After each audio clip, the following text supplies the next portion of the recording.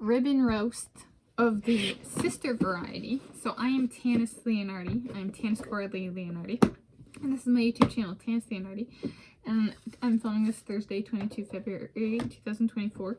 And ribbon roast means to take a ribbon, so this is swimming ribbons, pool swimming, like competitive lap swimming kind of swimming.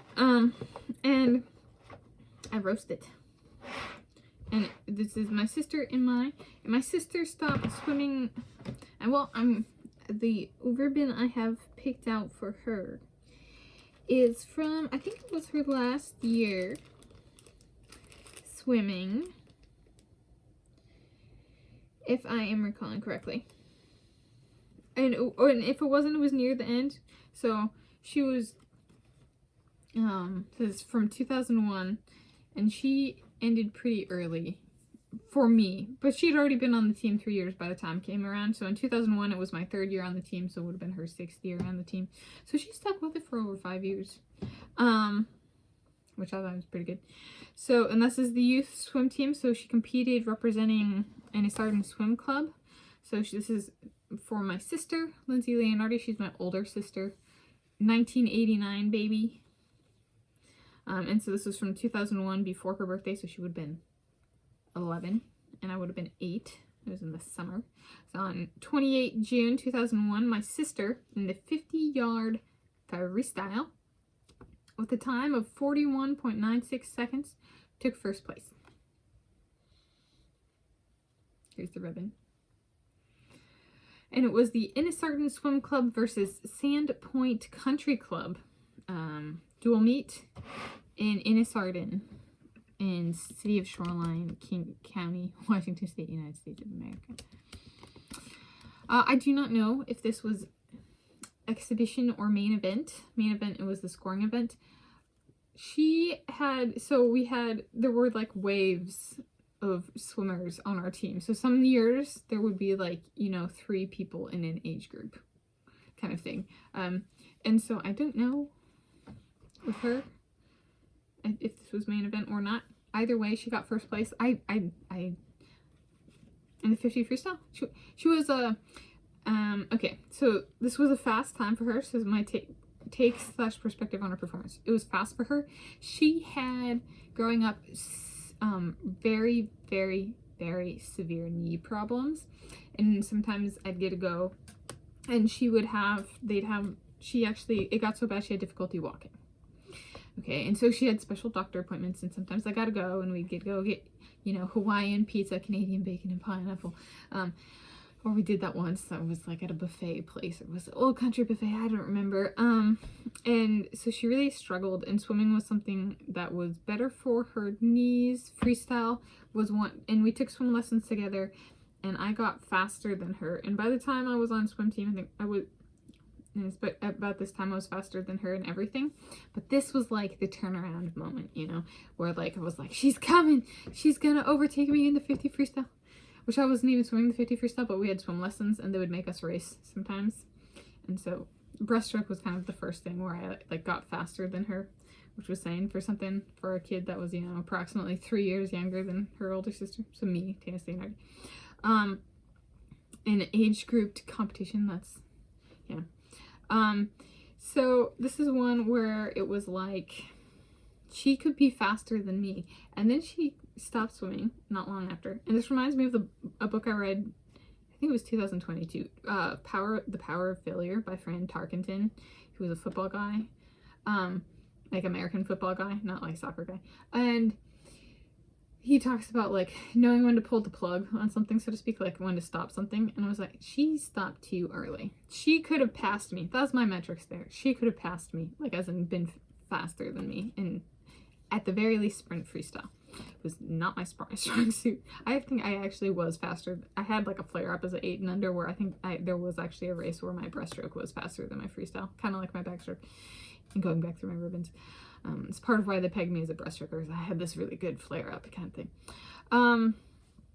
So in terms of her legacy / impact on my own swimming, even after she stopped competing, yes. So this is an interesting one. So that's the contextualization here. When I started the youth team in 1999, You know, there's like the stuff we talk about at school, which is the ethnicities. Like we have show and tell, and there's class assignments where we're actually required to do where are we from, what's our ancestry. And so I've always, my entire life, been bullied for being Norwegian, for being Scandinavian, from all ethnicities. Other than Scandinavian, sometimes within Scandinavians. And so there was, in the 50 freestyle, a Swedish swimmer other than Sarah Sjöström, but also Sarah Sjöström, because Sarah Sjöström was about my age. And so there was a bit of, you guys should be fast, to my sister and I, because we're Norwegian. And I was just like, well, if you're saying we should be fast because there's fast Swedish swimmers, we can rule you out as, there's one way of knowing you're not Scandinavian, right? If you can't if you don't know that Swede and Norwegian are two different things. Right? There's sometimes basic checks like that you're not a certain ethnicity if you can't even get that right, or have not gotten that right. And so it was an interesting one, because when she stopped, I was like, she's coming, and then she stopped, and I remember her legacy. It's kind of an interesting one, so this is for on my own swimming, where I was just kind of, it felt empty without her there, and I was sad, and I was like, but I don't have a sister. And then I was like, wait, those douchebags who were trying to say we were the same as the Swedes brought up somebody who was my age, approximately my age, Sarah Sjöström, and already much faster than me. And I was like, there's an owl. That owl just called. And so I was like, okay,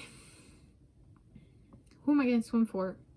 Because, you know, this is like 2001, and I stopped swimming. I stopped competing in 2010. It was 1999 to 2010, consecutive years. And so I was like, well, if I keep going with this, I gotta have somebody. And I was like, I'm swimming for Sarah Sjöström. There it is again. The owl. Yeah. So what's the impact there? Sometimes when we lose something big in swimming, we invoke something else to keep going. And for me, Lindsay Leonhardi became Sarah Sjöström. So Sarah Sjöström has been in my life in that sense. Oh, since 2001, 2002, as in like somebody to keep me going in my swimming, in my athletic pursuits more generally these days. So I guess in speed sports, we'll say in speed sports, right? I still follow Sarah Sjöström and stuff. But Sarah Sjöström in my life goes back to the 1990s and was entirely because I was Norwegian. Am Norwegian. By ancestral origins, a healthy chunk, at least 1/4. So there we go. If she returned to swimming and I pursued my running and stuff, we might be the most prolific, greatest of all time sister performance pair. No hate to the Walsh sisters, but my sister and I got it on lockdown. If she went that way. She needs knees of steel. She's still going through surgeries for that stuff. And we are descended of the Steele clan of Germany. Steele. Whereas Anastasia Steele was based on me. Am I Nathan Adrian? How flattering. Or Seattle area. And it's about 2 Seattle people. And we're 2 Seattle people. Don't confuse that with my sister. My sister, while she might not necessarily be as social as me at times, she's not as awkward as me. Okay. And Steele for us is German. I'm German on both my dad's mom and dad's side. But the German spelling of Steele is a little bit different for us. And that ancestral bloodline. But yeah.